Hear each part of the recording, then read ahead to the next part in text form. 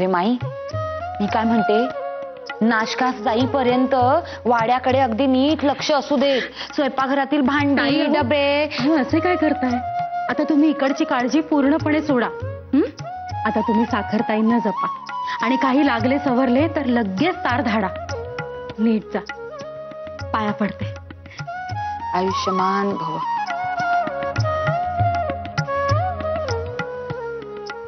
सांभाळून जा. येते गो माई.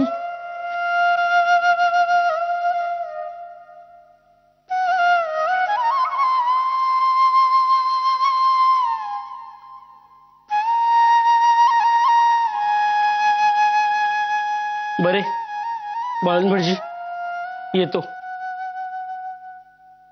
शंकर भाऊ जरा थांबा. बाळंभटजी, मी तुम्हाच पैशांबद्दल म्हणाले होते. होय काय? शंकर भाऊ, हे थोडे पैसे आहेत, ठेवा तुमच्याकडे. नाही नाही नको, काहीच आवडणार नाही. अहो मला ठाऊक आहे ते, पण मीही तुमच्या बहिणीसारखीच आहे ना. मग ठेवा हे पैसे. अहो वेळ आहे, प्रसंग आहे, तेव्हा पैसे हे लागतातच. तुम्हास हवे तर ताईंना सांगू नका यातले काय. मग तर झाले. घ्या. बर.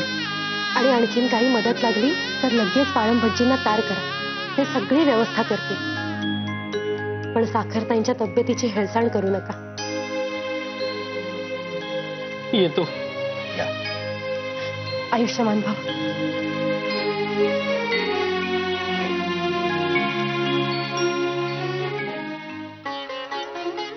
रमा, अगं पुरे झाले हो स्वयंपाकघरातले. हे बरं पाटकम. अरे वा, आज बरे सुचले कानटोपी घालायचे. नाहीतर कितीही शंका करा, कानटोपी घाला, पळशाचा त्रास आहे, पण ऐकायचं म्हणून नाही. कोशिंबीरला काय अर्थ आहे? मीठ घालायचं राहिलेलं दिसतंय. अगदी जाळली झाली. भाजी वाढू का? आता त्या वातूळ भाजीचा आग्रह कशाला? त्यापेक्षा या कोशिंबीरीत मीठ घालून ही कोशिंबीरच खाईन.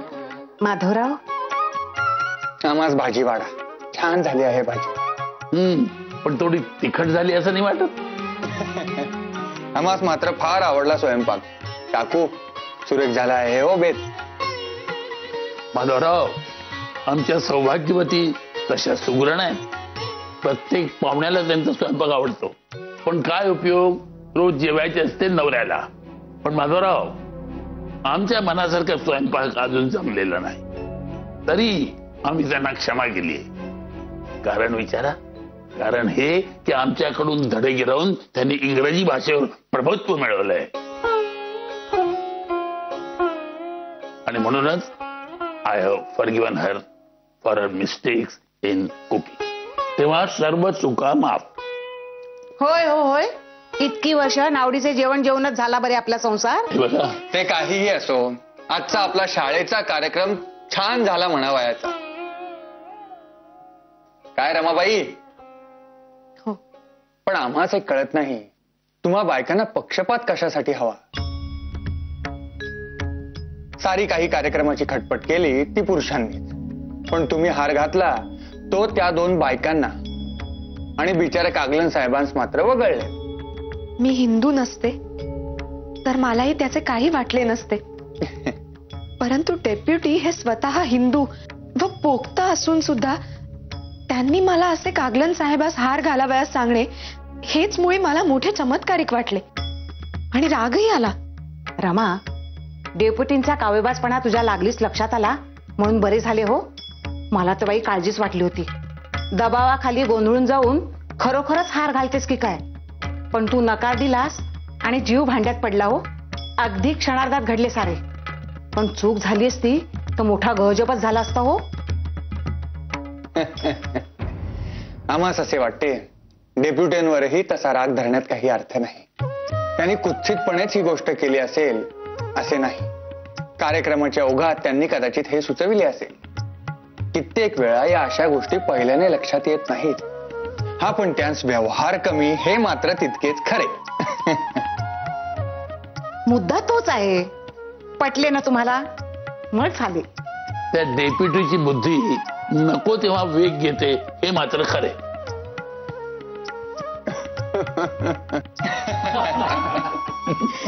बरे, या बक्षीस समारंभाच्या निमित्तानं बऱ्याच बायका एकत्र आल्या. या त्यांच्या उत्साहाचा विनियोग योग्य त्या रीतीनं करून घ्यायला हवा.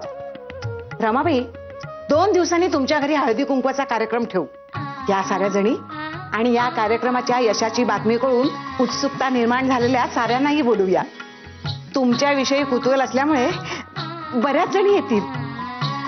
म्हणजे मग आपण तेथे इंग्रजी भाषेविषयी प्रबोधन करू. कसे वाटते? उत्तम आहे कल्पना. लगेच अंमलात आणा.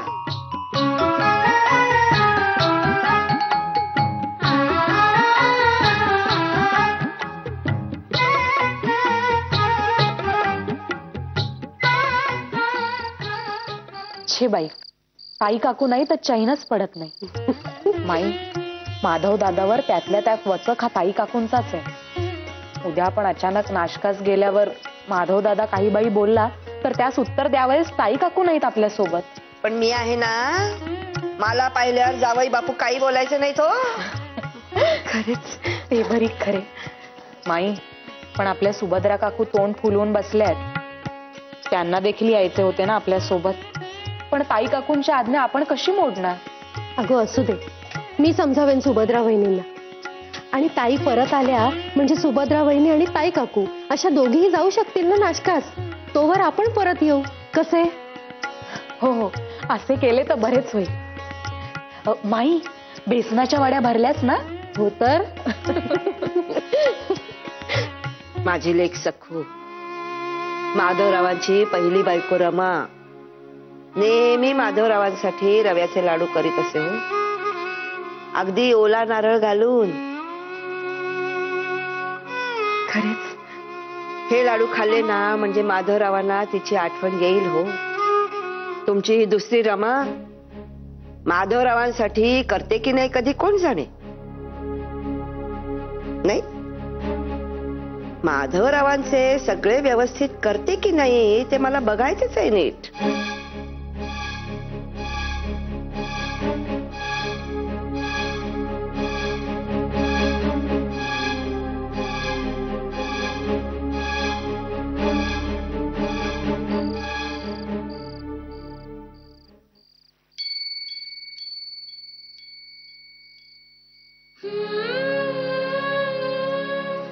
रमाबाई, त्या डेप्युटी गोडबोलेंचा विचार अजून मनातून गेलेला दिसत नाही. छे, आपणच म्हणालात ना त्यांस व्यवहार कमी तेच खरे. अशा क्षुद्र मनोवृत्तींच्या माणसांविषयी विचार करत बसणे म्हणजे आपलाच अमूल्य वेळ वाया दवडण्यासारखे आहे. अहो, मग कसला एवढा गहन विचार करीत आहात? स्वतः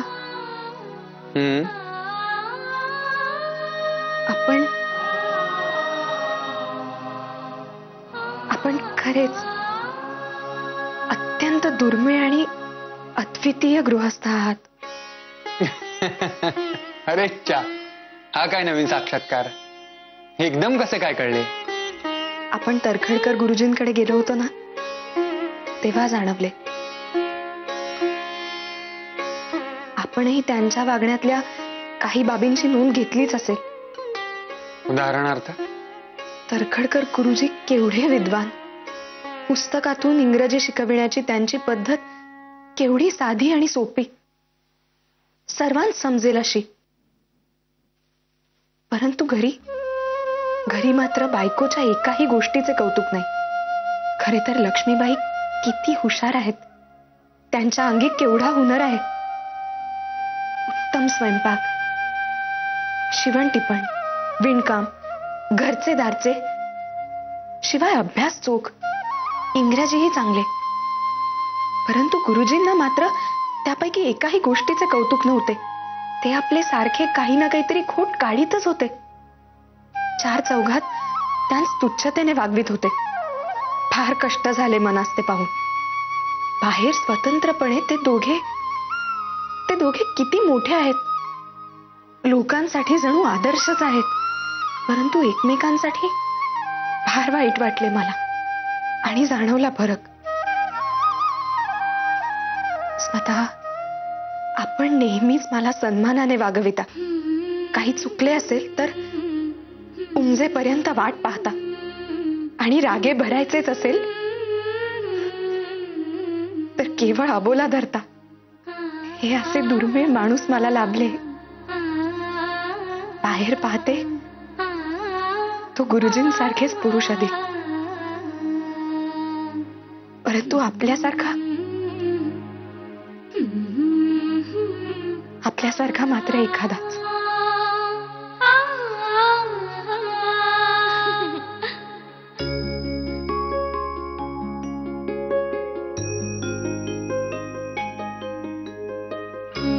रमाबाई,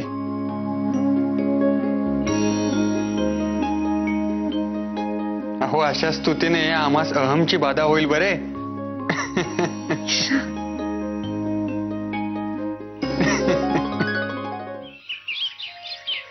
पांडुरंग सखा काका, बोला. तुमचा तो हिऱ्याचा अभंग म्हणून दाखवता का? अभंग म्हणतोय की, हिरा ठेविता ऐरणी, वाचे घालिता जो घनी, तोची मोल पावे खरा, करणीचा होई चुरा. सखा काका, किती मनापासून म्हणता हो तुम्ही अभंग. अगदी गोड वाटते हो कानाला. नुसतं गोड वाटून काय होतंय सखूबाई, त्याचा अर्थ ध्यानात घ्यायला पाहिजे. हिरा ठेविता ऐरणी म्हणजे हिऱ्याला ऐरणीवर ठेविला असता. वाचे घालिता जो घनी, वाचेनं त्याच्यावरती घणी घाण घातले असता, करणीचा होई चुरा, कर्माचा चुरा होतोय, असा त्याचा मोठा अर्थ आहे. किती छान अर्थ सांगितलात हो सखा काका. हो सखा काका, तुम्ही सांगताय तो अर्थ चुकीचा आहे. त्याचा अर्थ असा की ऐरणीवर ठेवलेला हिरा त्याच्यावर घण जरी घातला तरी सुद्धा वाचला, तो खरा हिरा. होय हो होय, हे खरे वाटते हो. अहो काय ऐकायचं हे नाही काच, काय रे हे नाही का, उगा त्यांचा गोंधळ घालू नका. मी सांगतोय तोच खरा अर्थ आहे. हिरा ठेविता ऐरणी, वाचे घालिता जो घनी. अहो घनी म्हणजे घन, त्याच्यावरती घन घातले असता, तोच मोल पावे खरा, आणि करणीचा होतोय चुरा, म्हणजे कर्माचा, वाईट कर्माचा चुरा होतोय, असा त्याचा खरा अर्थ आहे. होय हो होय, हे ऐकायच बरे वाटते हो. होय का नाही, म्हणा बघू. पांडुरंग पांडुरंग विठ्ठल विठ्ठल पांडुरंग, पांडुरंग पांडुरंग विठ्ठल विठ्ठल पांडुरंग, पांडुरंग पांडुरंग विठ्ठल विठ्ठल पांडुरंग.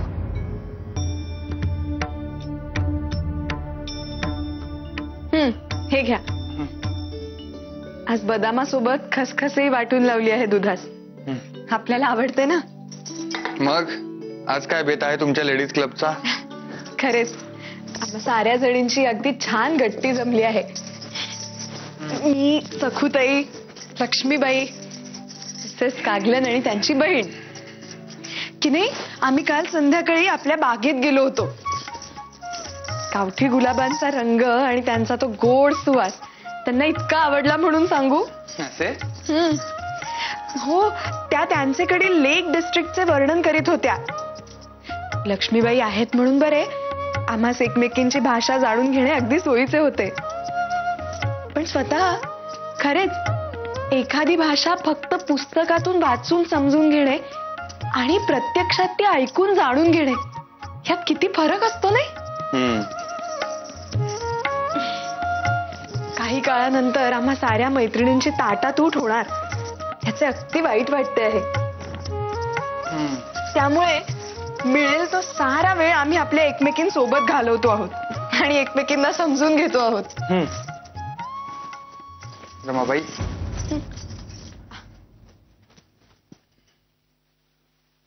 हे काय, आज नुसतेच आपले हुंकार देणे चालू आहे, बोलायचं नाही वाटतं काही. रमाबाई, डोळ्यांना थोडा त्रास होतो आहे. अगं बाई, अहो काय होते, वैद्यांना बोलावू का? नाही नाही नको. तुम्ही जो नेहमी लेप लावता तो लावाल? अहो असे काय, आत्ता घेऊन येते, आलेच.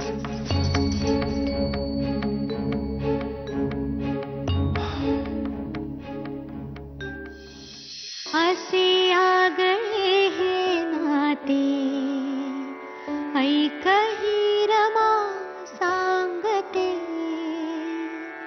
बीज हे रुजे अंतरी, जगण्याचे फूल होते. दादा, लोकहितवादी आलेत. तू निजला आहेस असे वाटले म्हणून. नाही नाही, पाठव त्यांना. बरे.